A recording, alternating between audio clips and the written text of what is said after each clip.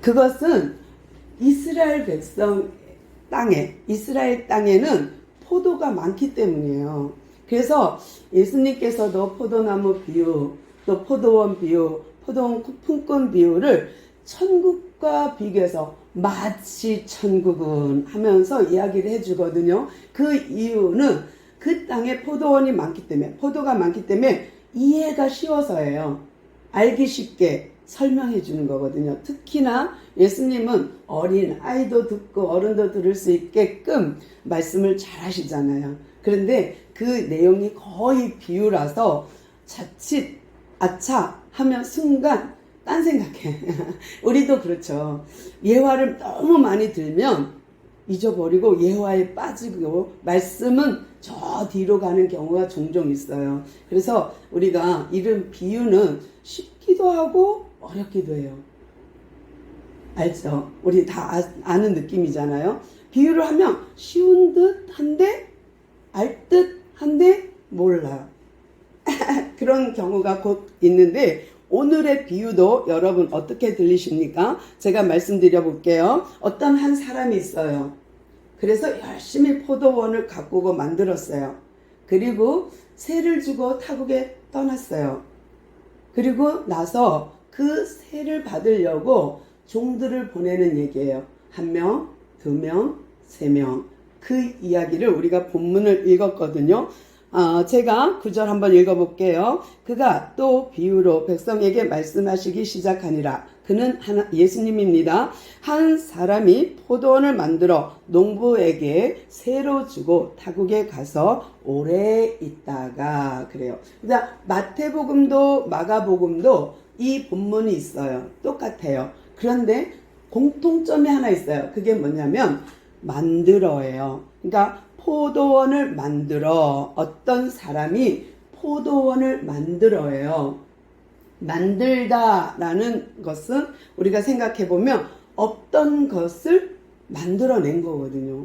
우리나라도 예전에 어릴 때 화전민이라는 게 있었어요. 우리 학교 때도 배웠는데 화전민은 뭐냐면 산 꼭대기에 이렇게 아무도 개간하지 않은 땅을 개간을 해서 이렇게 불을 질러서 거기에 있는 식물들을 풀들을 태우고 고기를 개간을 해서 농토로 쓰는 거예요. 밭으로. 또는 땅이 없는 사람은 이렇게 늪지 같은 물이 있는 곳을 메꿔서 또 논으로 쓰기도 하는 거예요. 그래서 화전민들이 우리나라에도 꽤 많았거든요. 자기 땅이 없는 사람들은 그렇게 개간을 해서 농지로 썼어요. 그런데 여기서도 보니까 한 사람이 포도원을 만들어 라는 거예요. 만들었다는 뜻은 없던 것을 만들어서 농부들에게, 일꾼들에게 맡기고 멀리 갔어요. 그 다음에 10절부터 쭉 보니까 때가 이름에 포도원 수출을 바치게 하려고 한 종을 보냈어요. 그랬더니 때리고 거저 보냈어요. 두 번째 종을 또 보냈어요. 그랬더니 이번엔 능욕하고 거저 보냈어요. 세 번째 종을 또 보냈더니 이번에는 욕보였어요. 상하게 했어요. 때렸어요. 상하게 하고 거저 보냈어요.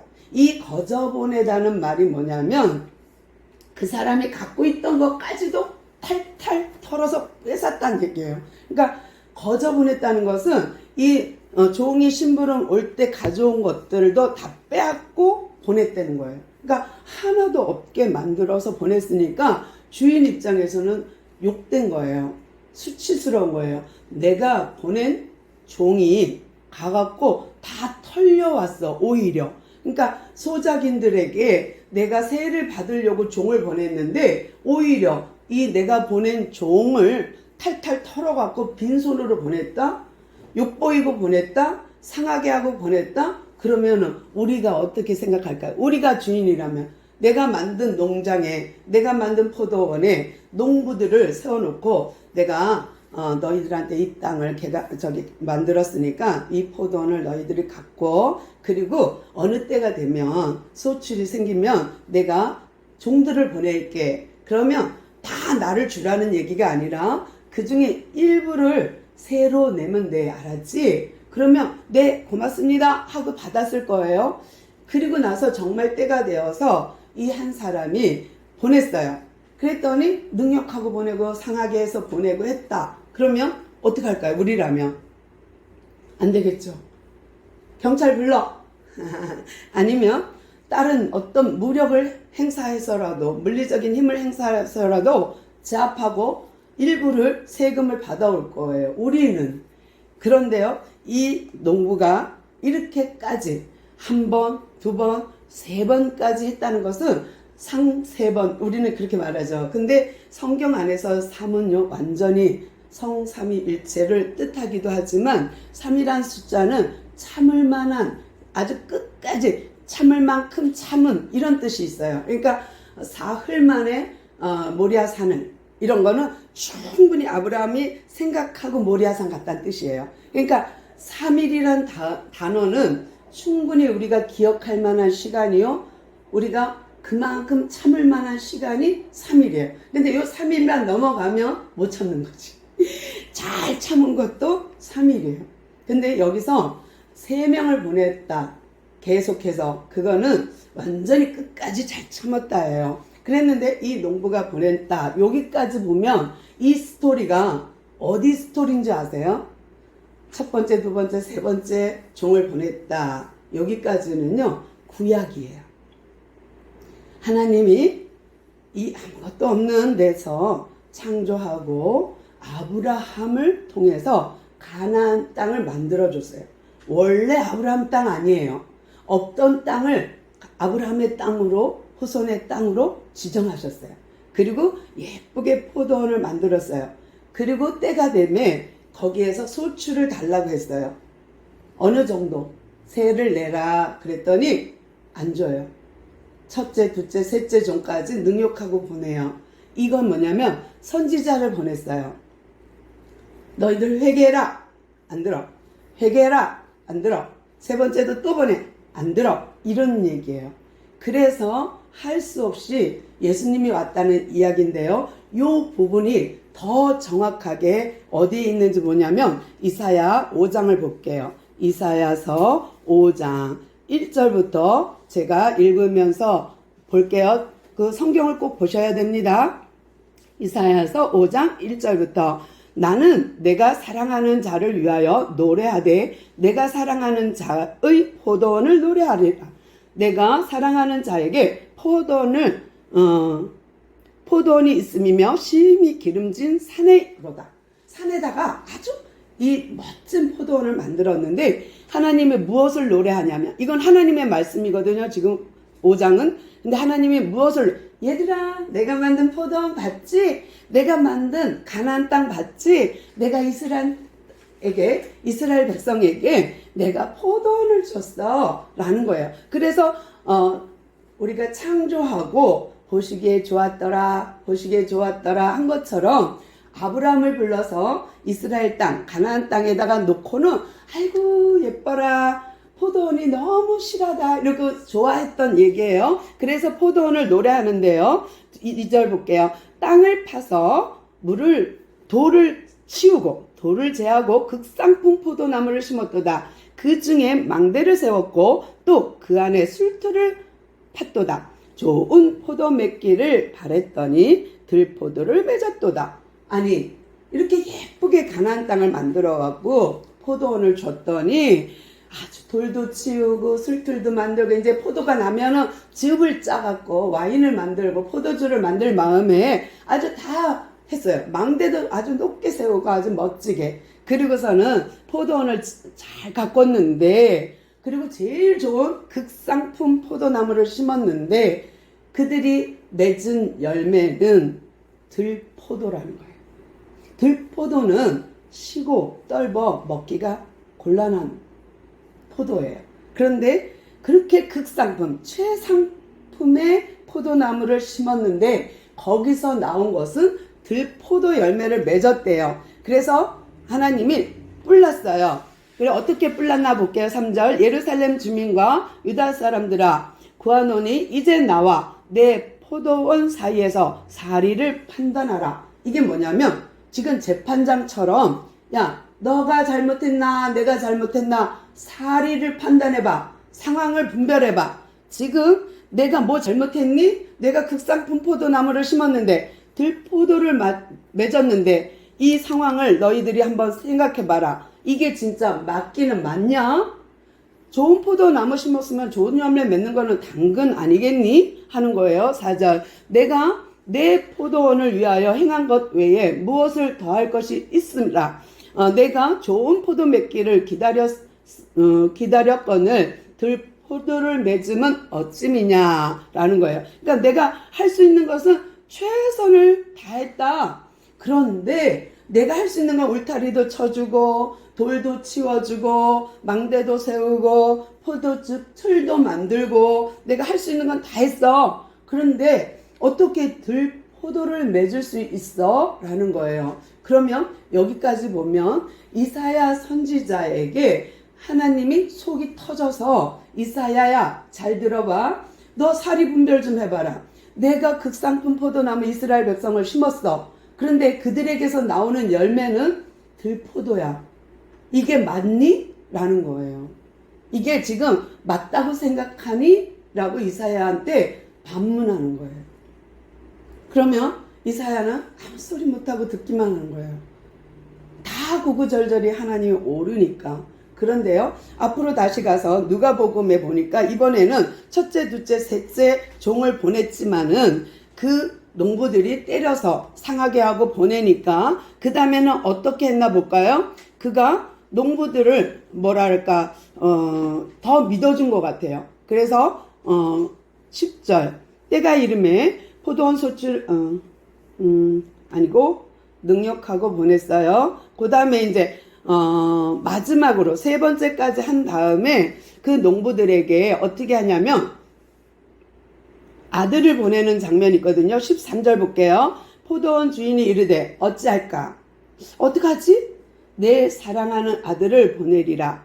그들이 혹 그는 존대하리라 하였더니 그래요. 그러니까 하나님께서 예수님이 비유로 말하는데 아들을 보내면 내 사랑하는 아들을 보내면 그는 아들이니까 주인의 아들이니까 존대하지 않을까? 하고 보냈어요. 그랬더니 농부들이 보고서 어떤 마음이 싹 들어왔냐면 서로 의논하여 이르되 이는 상속자니 죽이고 그 유산을 우리의 것으로 만들자 하고 포도원 밖에 내쫓아 죽였느니라. 그런즉 포도원 주인이 이 사람들을 어떻게 하겠느냐라는 거예요. 다시 제가 설명해 드리면 이 주인이 첫 번째, 두 번째, 세 번째 종을 보내도 해결이 안 되니까 이번에는 자기가 사랑하는 아들을 보냈어요. 이 아들을 보자마자 농부들이 상속자가 왔네.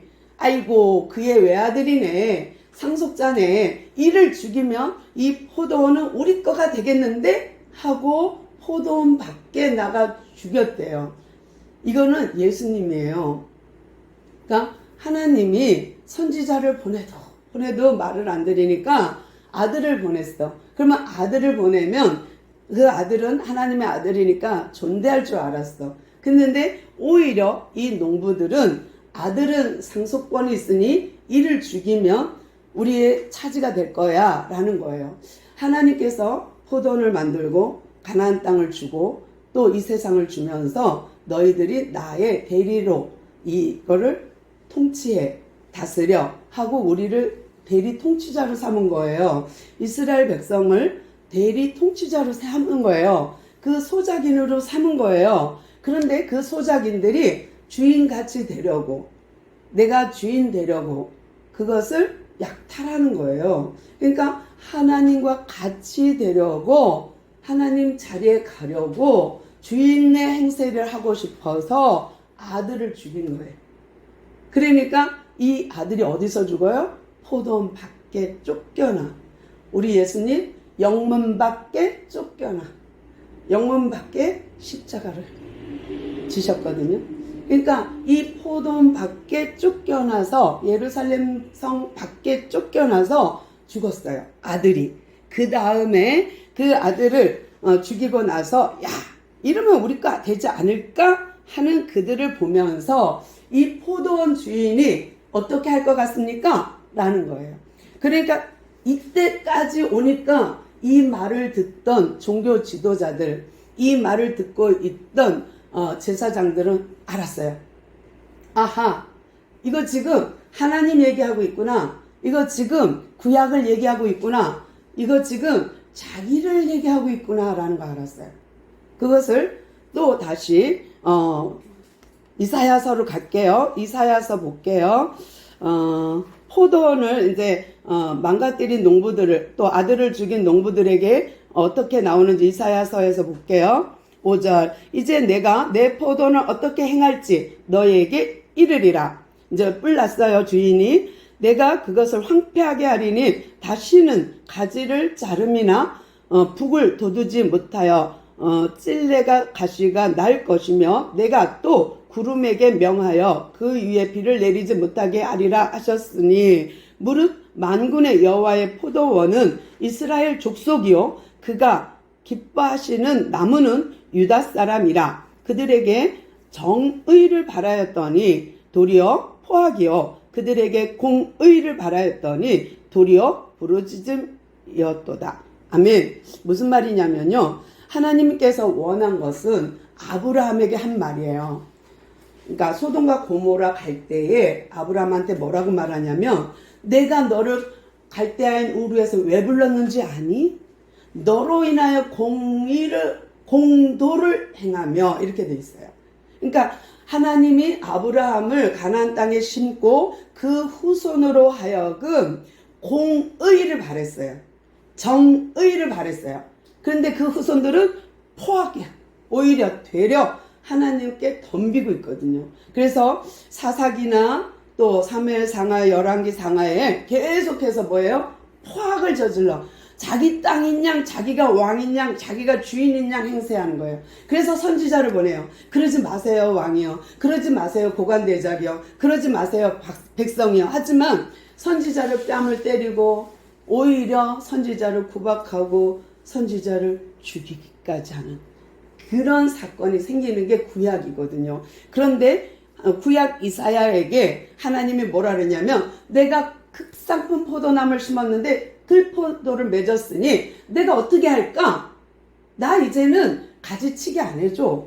이렇게 북을 돋아서 뿌리를 보호하지도 않을 거야. 뿐만 아니라 비를 내리지 못하게 해서 거기가 황폐하게 할 거야 라는 거예요. 그러니까 이사야에게 이렇게 말하면서 답답한 하나님의 마음이 뭐냐면, 만군의 여호와의 말씀이 뭐냐면, 포도는 이스라엘 족속이요 나무는 유다라. 이게 그 지금 누가복음에서 나오는 포도원 농부와 주인과 이 이야기를 이사야 선지자에게 하나님이 말씀하신 것을 지금 예수님이 자기가 죽기 전에, 십자가 지기 전에 이거를 이사야서를 인용해서 설명하는 거예요. 너희들이 지금 이사야한테 말했던 그거를 지금 너희들이 하고 있어 라는 거예요. 그러니까 그러니까 구약을 잘 아는 이스라엘 백성은 뿔났죠. 살짝 뿔이 올라와요. 그러면서 자기들의 이야기인 걸 알았어요. 그러면서 그 마음속에는 뿔이 나면서 무슨 생각이 들었을까요? 저 예수 죽여버리자. 이 농부들하고 똑같은 마음이 드는 거예요. 죽여버리자. 우리를 욕보여? 우리를 능욕해? 우리가 너를 죽일게. 이렇게 되는 거예요. 그래서 예수님이 일주일도 안 돼서 십자가에 죽거든요. 그런데 여기서 보면 그 예수님이 자기를 들어서 포도원 주인이 아들을 보냈더니 이는 상속자니까 죽이자 해서 포도원에 밖에 끌고 나가서 죽였다. 그러면 하나님 주인은, 이 포도원 주인은 어떻게 할까? 라고 말한 거예요. 그러면서 16절 볼게요. 주인이 와서 그 농부들을 진멸하고 심판하고 포도원을 다른 사람에게 주리라 하시니. 그래요. 당연하죠. 너 내놔. 가진 거 1달란트 내놔. 이 사람한테 줘. 아니 그 사람 10달란트 있는데요. 아니 그래도 줘. 그건 내 맘이야. 내 법이야. 내 뜻이야. 그러면 할 말 없어요. 그러니까 주인이 그렇게 하는 건 당연한 거예요. 주인이 세를 안 내는 사람들에게 뺏어서 다른 사람에게 주는 건 당연한 거예요. 이 말을 듣자 16절 뒷부분 보니까 사람들이 듣고 뭐라 그래요? 그렇게 안 되게 해주세요. 그렇게 하지 않았으면 좋겠어요. 라고 말을 해요. 말은 자기들을 빗대어서 말하는 거라 그렇게 안 되길 바랍니다. 라고 하지만 예수님의 결론은 뭔가 볼게요. 예수님이 그들을 보시면 말하기를 이렇게 말해요. 야, 구약 잘하는 너희들아, 건축자가 버린 돌이 머퉁이 돌이 머릿돌이 되었느니라 함이 어찌미냐? 너희들 그런 말 알잖아. 알고 있잖아. 무릇 이 돌 위에 떨어지는 자는 깨어지겠고 이 돌이 사람 위에 떨어지면 그를 가루로 만들어 흩으리라 하시니라. 이게 결론이에요. 그러니까 농부들에게 닥칠 일, 농부들이 당할 일은 이거예요. 건축자의 버린 돌이 모퉁이의 머릿돌이 되었다. 이 말은요, 우리나라는 집을 지을 때 집을 거의 다 이렇게 기초공사하고 머릿돌을 박는데요. 그런데 이스라엘 백성은 아니고 머릿돌을 먼저 놓고 그걸 기준으로 집을 짓는데요. 그러니까 기준이 머릿돌인 거예요. 예수님은 기준이에요. 그러니까 머릿돌 대신 예수님이 기준이 되어서 신령한 집을 우리가 지어 나가야 되는데 우리가 신령한 집을 짓지 않으면 어떻게 되느냐? 머릿돌 대신 그 예수께 부딪히는 자는 깨어지고 또 사람이 그 머릿돌에 부딪혀도 깨어지지만 이 머릿돌이 사람에게 부딪히면 어떻게 해요? 부서지고 가루가 된대요. 우리가 말 안 들으면 우리가 예수님의 말씀을 우리가 하나님을 거역하면 하나님의 통치를 거역하고 내 멋대로 내가 주인이야, 내가 왕 될 거야, 내가 하나님같이 될 거야, 내 인생인데 내 건데 라고 한다면 부딪히는 것밖에 안 돼요. 부딪히는 돌이 되고 뭐가 되냐? 가루가 될 수밖에 없어요. 하나님은 하나님의 만든 세상이에요. 그리고 그 하나님이 운행하세요. 내 땅이야, 내 법이야, 내 나라야 하는데 우리가 역행해봤자 아무 소용없는, 오히려 더 힘만 들어요. 무슨 말이냐? 맷돌을 계속 돌리는데 알곡을 넣어요. 근데 돌아가. 그래도 안 깨지면 다시 또 넣고 또 돌 수밖에 없어요. 그러면 고운 가루가 될 때까지 계속 맷돌 돌리기를 당할 수밖에 없는 거예요. 그러니까 하나님께서 원하는 것, 예수님께서 원하는 것은 너희들 건축자가 버린 돌이 모퉁이 돌이 되었다는 거 알지? 그것이 나야. 너희들이 예수인 나에게 부딪히면 예수를 믿는 자는 고운 가루로 성장하고 승리하겠지만 예수를 안 믿는, 교회 안에 있지만 안 믿는 하나님을 아는 너희들 유대인아, 너희들은 부서져야겠다. 깨어져야겠다. 이것이 예수님의 마지막 결론이에요. 여러분은 부서질 준비가 되었습니까? 아니면 부서졌습니까? 아니면 고운 가루가 되셨습니까? 하나님의 심판에, 하나님의 그 노예에 우리가 노출되지 않았으면 좋겠고요. 이런 모퉁이 돌에 대한 이야기가 베드로 전서 2장에 있는데 이것도 제가 읽어주고 마무리하도록 하겠습니다. 베드로는 이 건축자의 버린 돌을 어떻게 설명하고 있는지 읽어드릴게요. 베드로 전서 2장 3절부터입니다. 너희가 주의 인자심을 맛보았으면, 너희들이 예수님의 은혜를 맛봤다면 그리하라. 사람들에게는 버린 바 되었으나 하나님께는 택하심을 입은 보배로운 산돌이신 예수께 나아가 너희도 산돌같이 신령한 집으로 세워지고 예수 그리스도로 말미암아 하나님이 기쁘게 받으실 신령한 제사를 드릴 거룩한 제사장이 될지니라. 이해되시죠? 성경에 기록되었으되 보라, 내가 택한 보배로운 모퉁이 돌을 시온에 두노니 그는 믿는 자는 부끄러움을 당하지 아니하리라 하였으니, 그러므로 믿는 너희에게는 보배이나 믿지 않는 자에게는 건축자들이 버린 그 돌이 모퉁이의 머릿돌이 되고 또한 부딪히는 돌과 걸려 넘어지게 하는 바위가 되었다 하였느니라. 그들이 말씀을 순종하지 아니함으로 넘어지나니 이는 그들을 이렇게 정하신 것이라. 하나님이 정한 거예요. 너희들 순종 안 해? 그러면 부딪혀봐. 깨어질 거야. 너희들 순종 안 해? 부딪혀봐. 가루가 될 거야. 라는 거예요. 그러니까 우리가 가루가 되기 전에 먼저 가루가 돼야죠. 먼저 순종해야죠. 말씀에 더 무릎을 꿇어야죠. 그렇지 않고 나면 강제로 무릎 꿇린다니까요. 강제로 돌린다니까요. 고운 가루가 될 때까지. 그리고 우리로 하여금 그 모퉁이 돌로 신령한 집을 지으랴. 이제 앞으로 우리는 집 짓는 자로 계속 견고히 집을 지어 나갈 거예요.